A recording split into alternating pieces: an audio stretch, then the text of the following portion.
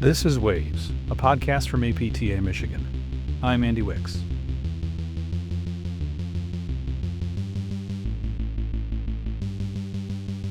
APTA's House of Delegates is the representative body of its members that helps to shape the direction of the organization. It's an imperfect analogy, but it's kind of like the Congress of the American Physical Therapy Association. The House of Delegates has a leadership group, including the Speaker of the House, the person charged with keeping the 450-plus member group moving and productive. I believe the term is like herding cats. Dr. Bill McGehee is the current Speaker of the House, whose term will expire at the end of 2026. We had the privilege of speaking to him about his experience in the House, how he views his leadership role, and how good he is at speaking in the third person. All right, we will start. Bill, if you wouldn't mind introducing yourself however you see fit. Hey, everybody. My name is Bill McGehee, and I am a physical therapist. I've been a physical therapist this is my 30th year as a PT, actually. And my full-time job is I'm a clinical professor for Tufts University DPT program based in Seattle. It's a hybrid program in my second year here, but extensive experience in education. This is my 27th year, actually, as a faculty member. So I've been doing it for a little while. And yeah, yesterday we had our orientation for our new group of students, and some people were making signs for, our faculty and holding up first day of school. So yesterday was my 47th first day of school. Oh, well, congratulations. Yeah, thanks. So yeah, anyway, I did the math on that. Wow. So in addition to that, and one of the reasons I'm here, Andy, thanks again for the invite. And I also serve on APK's board of directors. Specifically, I'm Speaker of our House of Delegates, and I'm in just ending my 5th year in that role, and I have one more year left on my term, and we'll finish that up December 31st of 2026. I've been married 37 years, got 4 kids, girl, 3 boys, and 4 grandkids, all within the last 2 years. So, oh wow! Yeah. Congratulations. So, we went from 0 to 4, but I guess our kids were born close together. So, anyway, a growing family, and live in Colorado, and just really enjoying this phase of my life. Nice, that's wonderful.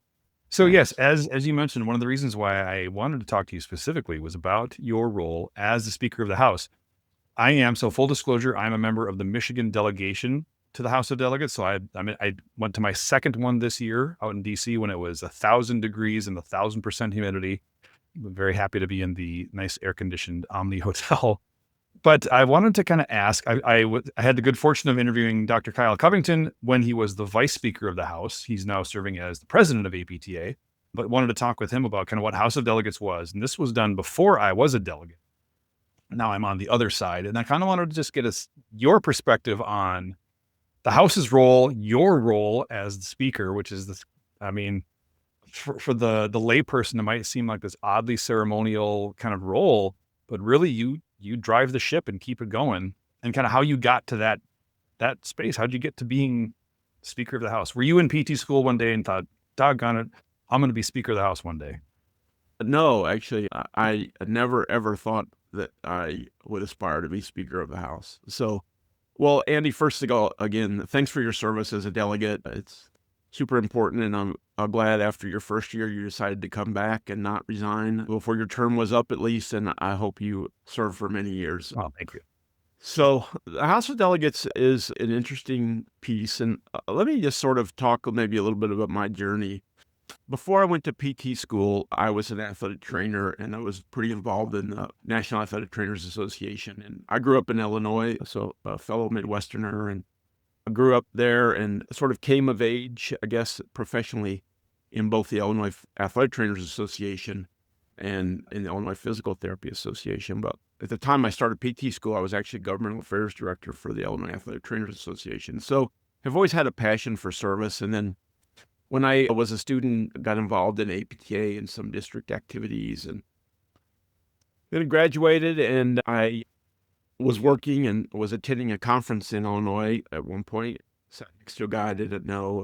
I was in a workman's comp conference, a thing on independent medical evaluations and functional capacity evaluations, and was sitting next to someone that I didn't know who it was. Just picked a chair, and on one of the breaks, he tapped me on the shoulder, introduced himself, and At the time, he was treasurer of the Illinois Physical Therapy Association, and we got to talking a little bit. And he said, we need someone to serve on our finance committee. Are you interested? And of course, I said yes. And so 2 years later, he got elected president, and I was treasurer. Then I got elected treasurer. So I was sort of hooked into APTA and the Illinois chapter stuff.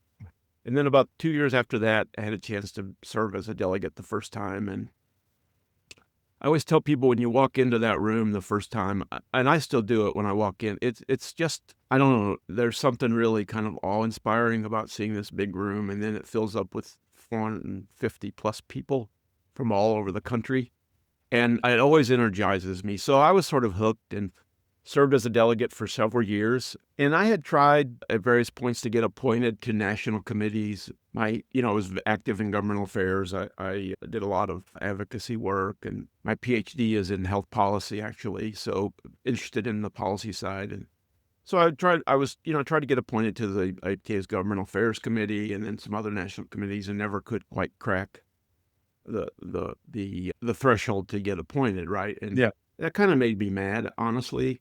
And I thought, man, what do I got to do this? And so about that time, we were getting ready to have elections, getting in the process of that. And the vice speaker position was open, and there was no incumbent running. And being a bit stubborn as I am, I said, well, you know what? If I can't get appointed, I'm just going to run for an office. And so, I love the House. I wouldn't say vice speaker was sort of like, oh man, I really aspire to that, and then I want to be speaker. But so I put myself out there. I got, my name was submitted. Nominating committee slated me to run for vice speaker, and I won. That was in 2010. So Okay. that's when I started my term. Back then you got elected on a Monday, and on Thursday you started your term. Oh, So wow. we've sort of changed that now, but so that was 2010. And so that was sort of my funny story as well. Look, I'm going to take things into my own hand. And then Yeah. honestly, I couldn't believe I got elected. So That's anyway, funny. and I'm sitting in my first board meeting, Andy, and this information is just flying at you. So I got elected in June, and the first on-site board meeting was in November. And I remember leaving that meeting thinking, oh my God, those people made a huge mistake. What in the world am I doing here? I was, you talk about imposter syndrome, man, I do not belong. So that was an eye opener, and, realized I got to figure a different way to prepare for these meetings. So anyway, I served 2010 to 13 as vice speaker of the House with some great colleagues, other House officers. The secretary was Lori Hack, and Sean Soper was speaker at the time, had wonderful mentorship, and those two remain two of my best APTA friends and good friends. So I ran then, I stepped down. I didn't run for re-election as vice speaker because I knew I wanted to run for speaker. Sean was terming out and couldn't run again. Mhm. So I took a year off, changed jobs, actually moved to Florida, and went to the University of Florida then. And then I ran for speaker in 2014, and I lost to Sue Griffin from Wisconsin. And, the House. If you're going to lose to somebody, losing to Sue Griffin is probably, Yeah, right. you And in can't feel bad about hindsight, that. no, in hindsight, you look back, the House is generally a pretty wise group, and they made the best choice, the right choice. She at the time, and I was in my life and career and leadership journey, she was a better speaker than I would have been. So, but then had a chance to join the reference committee, stay involved a few years later. And then when Sue's term was up, she was elected for a second term, and then she termed out, and then I ran in 2020 and was elected speaker. So here we are. So, and just, I've had some great fortune, but the House itself, for people who don't know, it's a representative body of the membership, and what brings together representatives from 51 chapters. So we have, every state has a chapter, and then the District of Columbia. So that's how we get to 51. And then every section, there are 18 specialty sections in APTA, and they are also represented. The chapters are represented in an apportionment formula, so the number of delegates they get is tied to the number of PT and PTA members they have in their chapters. But every chapter gets at least two, and then every section has two delegates. So, and the House is there as a representative body of the membership to drive the association, this is what I believe its main purpose should be, to establish policy and position for the association to drive the practice of physical therapy forward. So I look at it that we have, 450 some delegates from all over the country representing practice in various settings. And they all come together and should be representing the profession as a whole and what they think is best for the profession. But there's no substitute for all that wisdom and all that experience from all over the country coming together to serve some common purpose and to achieve some common goals. And the House adopts positions on behalf of the association on what we believe and we should be about and what the practice of physical therapy should be. I think two of the most important things that the House does is, one, it elects our leaders, right? So we don't have a model in our bylaws where the entire membership elects the board of directors and nominating committee, but the delegates do. And then it also says it makes statements about what the profession believes on behalf of all the members. And quite frankly, we're fortunate that we are the largest organization representing physical therapists in the United States. And so when APTA speaks, it really is speaking for the profession as a whole, even for people who are not members. And we're looked to and respected in that regard to speak as the voice of the profession. So that's probably the other thing. We established a vision, for the profession. The House of Delegates owns that. The House of Delegates adopts the bylaws, and which is, sort of the relationship between the association and its members. So, but I really think at its highest and best use, the House should be thinking strategically and should be thinking forward and trying to anticipate what's coming down the pike and where our profession needs to be to allow us to practice to the full extent of our knowledge and expertise. So I wanted to touch on a couple things that you mentioned that resonated with me. I want to go back to when you talked about walking into the room at the actual House of Delegates. And I guess we should clarify, House of Delegates isn't just the physical meeting that occurs in the summer. Sure. It actually, there's several meetings throughout the year. Most of them are virtual, but the big one, if you want to call it that, is this in-person gathering this year was in the middle of July. And yeah, you're walking into this giant room. When I walked in there, there's already a ton of people there, but there's this buzz of going around. And what I love about these kinds of these gatherings are because we are literally coming from everywhere from Alaska to Florida, from Hawaii to Maine, like everywhere in between. And people always know each other. And there's all these connections going on. You're talking to people that you maybe only see at House of Delegates like every year, but like you can tell these are very valuable and close relationships. And that kind of, that's something that energizes me too, because it's, I have been fortunate through this podcast to meet a bunch of people through PT all over the country. And I get excited when I get a chance to see them. And a lot of them I got to see at House of Delegates, which was really, really fun. So I appreciate that. I want to also say that before I became a delegate, I've been involved in APTA ever since I was a student, because I kind of the same thing. I wanted to be involved somehow. I wanted to, whatever that role would be. And even though as being very involved in APTA, stuff like mission statements and vision statements to me always kind of seemed like these lofty, didn't apply to me in my day-to-day kind of stuff. But once I became a delegate and saw how the motions that were proposed, the things that were being discussed were often viewed through the lens of the mission and vision statements of like, are these things that we're proposing still aligning with these overarching goals?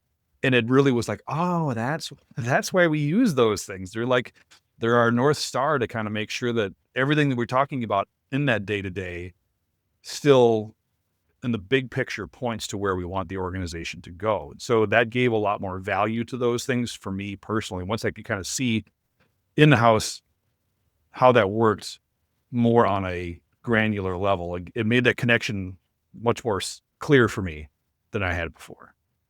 I think your point about the North Star is really important, Andy, in that they really are the vision And I get it. It seems like this lofty statement that kind of lives on this shelf, but it really drives everything the association does. We kind of look at it and say, does this really align with who we say we want to be? And Yep. then, of course, as the profession, and then the mission sort of is the guiding document for how the association should act and relate to its members. And so, one of the biggest parts of that mission is building a community. So we talk about that a lot. And they do sometimes just seem like words on the page, but they do drive a lot of action. And if I could go back to your previous question, because you had asked about the role of speaker in particular, and I've thought about it over the years, and having 5 years under my belt, I've learned a lot. And the speaker, the sort of ceremonial part, I guess the thing that some people see is that you preside over this meeting of these 450 people when they meet in person. And you guide the deliberations and actions, but the speaker, along with the other two House officers who are the vice speaker and the secretary of the association, really are also, you're a servant at some times, but you also have to be a leader. And I've tried to sort of lean into that role as a leader more. When I sort of came in, I conceptualized this as, look, my job is to facilitate, bring people together, and see what the delegates want, and then try to make it happen. And there is part of that. But the other thing is serving as a member, one of 16 members of the board of directors, and seeing the things that are going on across the association, as well as the external environment. I think we have a responsibility to also lead. And I tried to do that a little bit more is look, I really think this is what the House should be looking to do. These are the things that how we should try to operate to maintain relevance. And so there's always this bit of push and pull between leading and serving. And so that is sort of the role of the speaker is to not only keep all the trains running on time and making sure that the rules are being followed. And, we operate, if people didn't know, by a very formal Robert's Rules of Order because we're a deliberative You assembly. can talk about that in a second. But also then at times, most likely, most of the time sort of outside of that formal 2-day meeting, is leading and providing guidance and advice and suggestions. And sometimes, even a pretty steady hand and a firm hand to say, no, this is not how we're going to operate. We're going to do things this way. And then as with any leadership position, you can't lead if you don't have followers. So there's some skill and tact involved in that and making sure you're communicating the right messages at the right time. You do have, I guess I didn't consider this until you said it, like you have this unique position almost as a bridge between the House and the board of directors. You have a foot in both worlds that maybe some other members of the board of directors don't have, or at least don't have as much. You really can see both worlds and how to make sure that those two worlds play nicely. Because one thing I wanted to talk about, there is, tension maybe isn't the right term, but there's a little bit of tension sometimes between the House and the board, it seems. And I think it's a healthy tension that the board has a responsibility. Maybe we can talk a little bit more like specifically the board's responsibility and the House's responsibility that, yes, oftentimes, and most times I think they align, but there are some times when the House might want one thing and the board's like, well, yes, but we have to also balance that against these other responsibilities that they have. And I think on the whole, it plays out in a civil manner, and Robert's Rules of Order is largely responsible for that. But it is an interesting kind of balance that I didn't really appreciate until I was living it first. Yeah. I don't have a question. It was more of just a statement. Yeah, and definitely I've seen that evolve over my 3 years as vice speaker and now 5 years as the speaker and serving those 8 years as a member of the board. I think it's important for people to understand that I do have this sort of seat in both worlds, right? Probably unique, but I'm not alone. The board has a responsibility to understand what's happening in the House and the environment there. But my role, first and foremost, as an elected member of the board of directors, is to serve as a member of the board of directors. And that involves the board of directors of APTA and this $50 million corporation of 100,000 members. We are the sole fiduciary for the organization.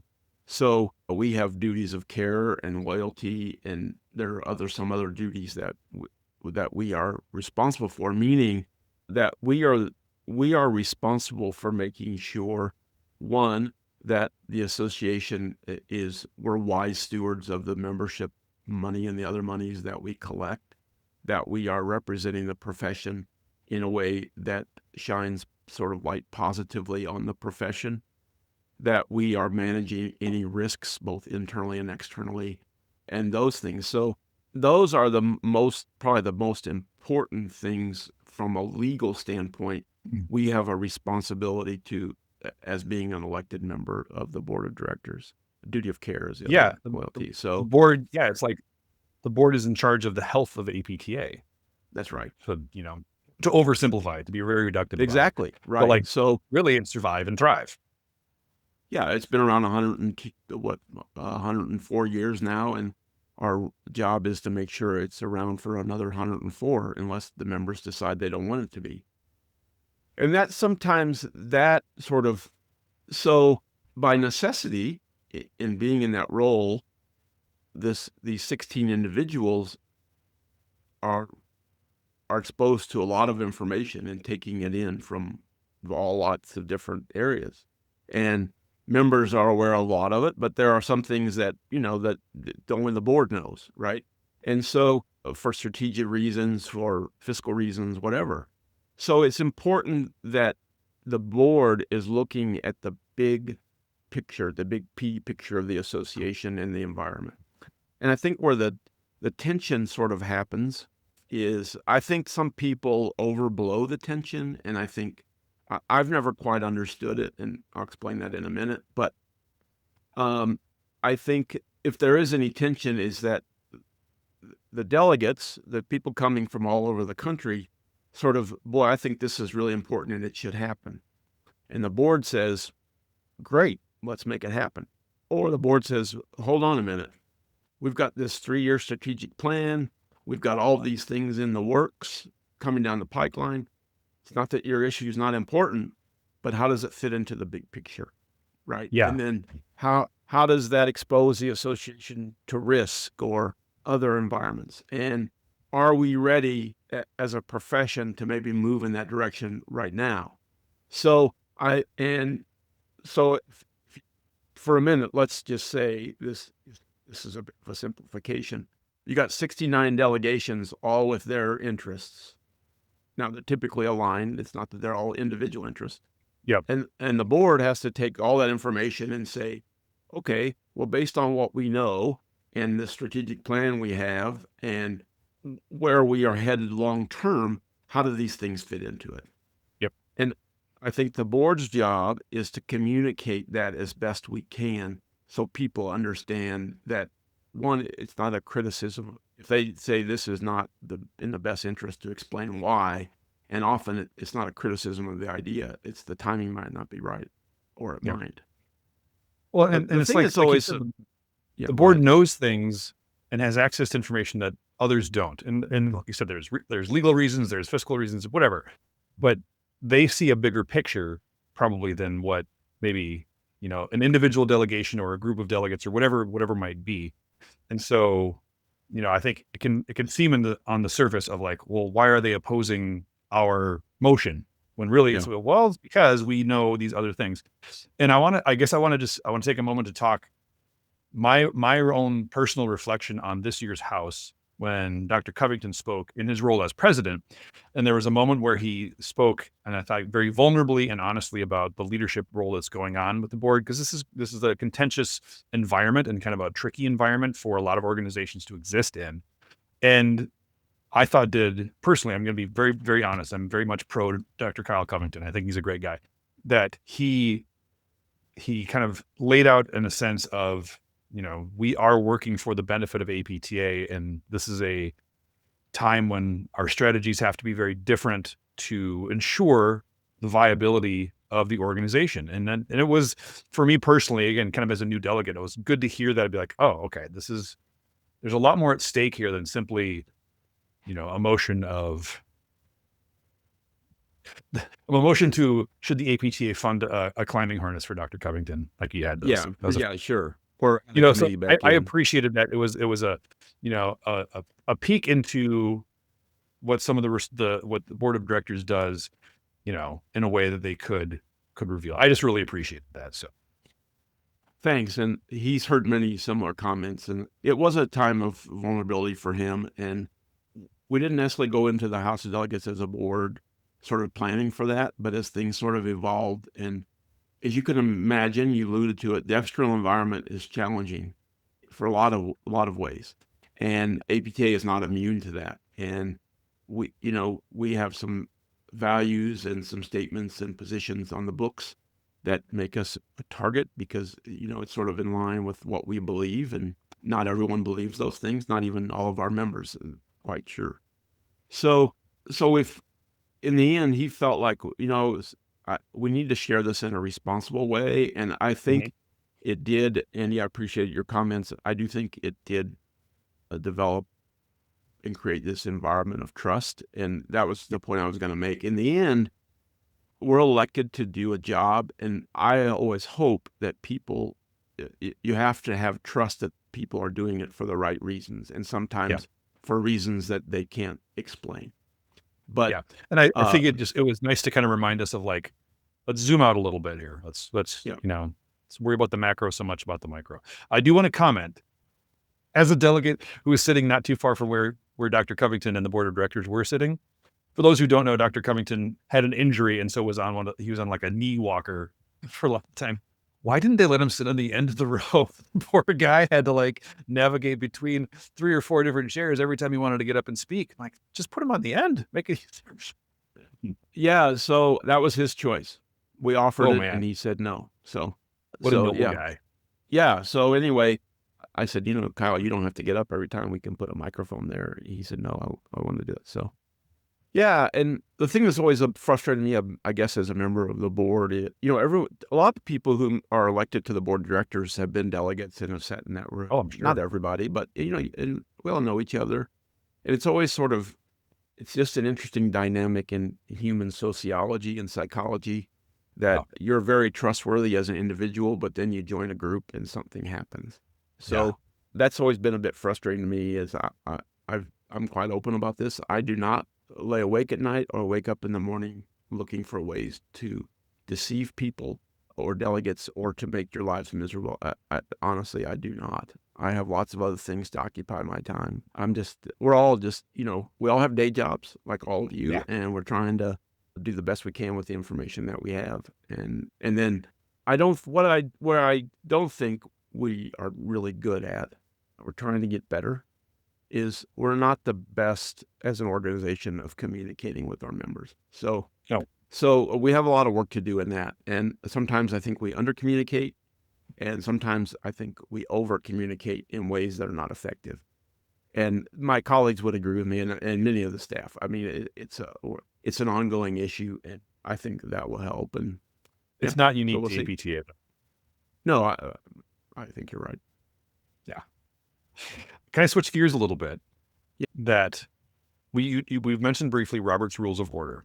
For those who don't know, Robert's Rules of Order are the set of rules that essentially parliamentary procedure. Is that a fair way to kind of That's it. Yeah. summarize it? Yep. To allow organizations like the House of Delegates and others, it gives them a set structure about how things work, and it's intended. When I actually talked to Dr. Covington about this, that it's intended to allow essentially every voice to be heard, and everyone has a very clear, if not complex, roadmap of how things work. And at times, I'm sure can feel very laborious and very convoluted, but does serve to prevent things from boiling down into chaos and yelling. So my question for you was, how long did it take you to become comfortable with Robert's Rules of Order? Because that's a I would big part of say the role of the speaker. it is. Yeah. So in a nutshell, the Robert's rules are there to protect the rights of the minority. Yeah. Because as you said, if you have a large group of people all thinking one way and there's no sort of structure to put the debate in, those voices can just drown out the minority. So I would say probably by the last year of my service as the vice speaker, I got pretty comfortable with it. I mean, Okay. understanding how it worked. And then the first year as speaker, I I had a pretty good handle on it, but it's really interesting. I think after the first year, I think I got this figured out, because Yeah. there becomes there are a lot of sort of complex options, but many of them are never used, right? So there's a it just sort of gets into this rhythm and flow. And the other great thing that I think people don't appreciate unless you're sort of up there is we have a registered professional parliamentarian that sits right next to me. And my job is to facilitate the discussion and make sure people are recognized, that we're being fair and whatever. His job is to keep me out of trouble and make sure I follow the rules. So many Yeah. of the He did rules, great. yeah, and many of the rules I know, sometimes I forget them and he will remind me. But some people say, "Oh, you have to be a parliamentarian to be speaker." Well, it helps, but you are not serving as a parliamentarian when you're the chair of the meeting. Yeah. A parliamentarian is there to keep you in line and make sure you're following the rules and helps guide you. And you are facilitating the discussion and making sure the environment stays conducive to the debate and that you're efficient in your time. And the other thing about Roberts is some people, it is very convoluted, and it's kind of a language all its own. And people wonder, I speak in the third person when I'm up there. Yep. And because everything is designed, you're talking to the body, you're not talking to any individual. So Mm. when I speak as speaker, right, I'm the chair. So the chair is addressing the body and the speaker says this. Anyway, Yep. people say it's not efficient. And in some ways, it is laborious. But we have all sat in meetings that are not led well, and they are not efficient, right? So, and I've learned a lot about running meetings, and people will say, "Man, I love it when you chair a meeting because we get our work done." And I say, "Well, some people don't like it. They think I'm too rigid, or that, I don't allow enough time. But, you have an agenda to complete, and sometimes no agenda, open-ended discussion is good as long as everyone knows that. But if you have business to Yeah. accomplish." So I think it helps make things more efficient, so that, because there's a lot of business to get through, and it, as you said, provides this structure. Yeah. I really enjoy it. Actually, it's kind of a, I don't know, it's a fun thing for me. And over the 5 years I've been speaker, it's really interesting how all the meetings kind of flow in a similar way. And I've learned when the house is starting to really get bogged down and slow down. And so over the years, I've developed different tools as the chair of the meeting to try to keep us out of those traps. And the thing I've learned probably over the last 4 years the most is it's great to allow for some questions, but at some point, there was always coming to a point in the meeting where, man, there's no questions in the queue and we're about ready to move to the vote. Then someone asks a question and I take the question, and then another question. And then pretty soon there's 10 questions. And then we're sunk. So those are, and I could see it, we fall off this cliff. So, but it's fun for me. I feel like, I don't know, I love it. And I feel like I was just kind of made to do it. And I really enjoy it. Well, But I will that's, as you say, said, also is a very small part of the role of speaker, but probably the most public facing part of it. yeah, exactly. It is the role that most of the delegates know is your role up there. And, as a new delegate, when I was there last year in Kansas City, to realize like, oh, okay, he's speaking in the third person, which, by the way, you do a very good job of maintaining that. So kudos to you. I can't imagine that's not natural. So you got to flip a switch there. But there is a language to learn, that if you want to do a certain thing, there are channels with which you can do them, but you have to follow the procedure. Then otherwise, you've missed your shot.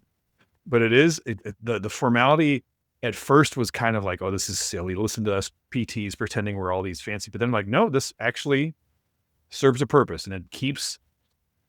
There's a formality to it that, yes, you can always see as maybe a little bit silly, and I'll give it that. I'll leave a little bit of silliness, I agree with but you. at the same time, keeps us focused, and I really appreciate that. It does lend a little bit of gravitas to what we do, and I think for me, again, I can just speak as my own role. Also helps me to kind of realize the enormity or the magnitude of the stuff that we're working on, because we're all used as physical therapists or academics working with either individual patients or small groups of students or things like very, micro kind of hands-on stuff. And the stuff of the House of Delegates is very macro. And it really is, when you think about all the people that could be affected by the things that come out of House of Delegates, kind of makes you sit down and be like, yep, I need to take this seriously. I need to be paying attention, So yeah, it's something that I've appreciated. I, I appreciate that, and I agree. I think the other thing that's difficult sometimes for delegates when you're new, as PTs, we're doers, right? We identify a problem and we go right into fixing it, right? That's what we do. And that's not your job as a delegate, right? And it can be frustrating because it seems like, man, we're talking about this, and there's no action behind it. Well, the house is not there to do. The house is there to guide and to set policy and talk about big things. And then the board of directors, in combination with staff and member volunteers, are the people who do the work. So that's a tough transition.